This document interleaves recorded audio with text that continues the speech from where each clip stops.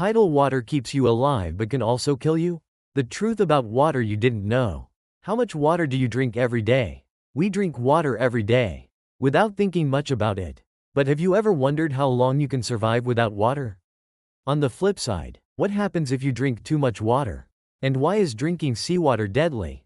Today, let's uncover the hidden truths about water that most of us don't know. How long can you survive without water? Humans can survive without food for up to 3 weeks. But without water, the average person can survive only about 3 days. This is known as the rule of 3 in survival. When your body loses just 1% of its water, you start feeling thirsty. A 5% loss leads to headaches, fatigue, and difficulty concentrating. If water loss reaches 10%, your organs begin to fail, and above 15%, death is likely. Many people who get stranded in deserts die from dehydration. In 2005, a man stranded in the Arizona desert lost his life in just 3 days due to dehydration. Lack of water isn't just uncomfortable, it's life-threatening. What happens if you drink too much water? Does drinking more water mean better health? Not always. Drinking too much water can actually be deadly. This is called water poisoning or hyponatremia. In 2007, during a radio station contest in California, where participants were encouraged to drink as much water as possible, one woman tragically lost her life from overhydration. What seemed like a harmless game turned fatal as excess water caused her brain to swell. Water intoxication occurs when electrolyte levels drop dangerously low, causing cells to swell. If brain cells swell, it can lead to headaches, vomiting, coma, and even death. Drinking more than 6 liters of water at once is considered extremely dangerous. Like anything in life, moderation is key, even with water. Seawater and saltwater. Why is seawater deadly?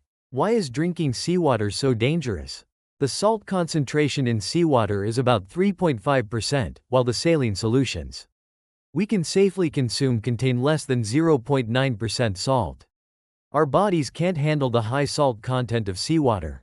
Drinking it actually dehydrates you faster, because your body uses more water to expel the excess salt. There have been cases of shipwreck survivors who drank seawater, only to die even faster from dehydration and hallucinations. On the other hand, small amounts of low concentration saltwater can help replenish electrolytes. The key is concentration. Finding water in survival situations.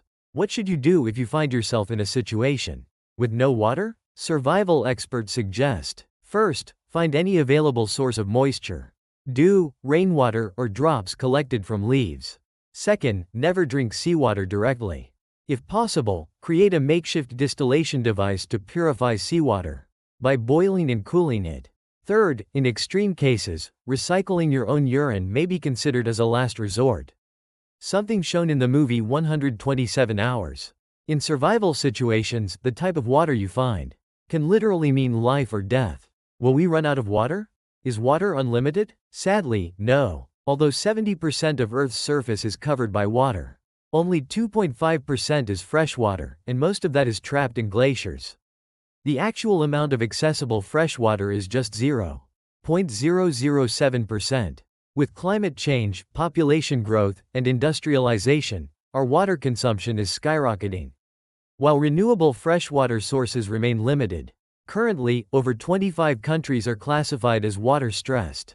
And by 2050, more than half the world's population could face water scarcity. This isn't some distant future. 2050 is when today's 20-somethings will be in their 40s or 50s.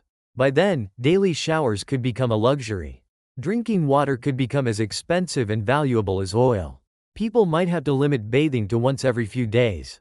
And fetching water might involve long distances. Some countries are already experiencing conflicts over water. And major corporations are moving to control water resources. Water is no longer just about survival. It's becoming a matter of economy and power. Desalination, wastewater recycling, and rainwater harvesting are possible solutions. But the most critical factor is conservation and sustainability. Conclusion: water can save your life, but it can also end it. Too little or too much water, both can be dangerous. The water we drink every day should not be taken for granted. How much water did you drink today? And how will you manage it going forward? If you found this content helpful, don't forget to like and subscribe.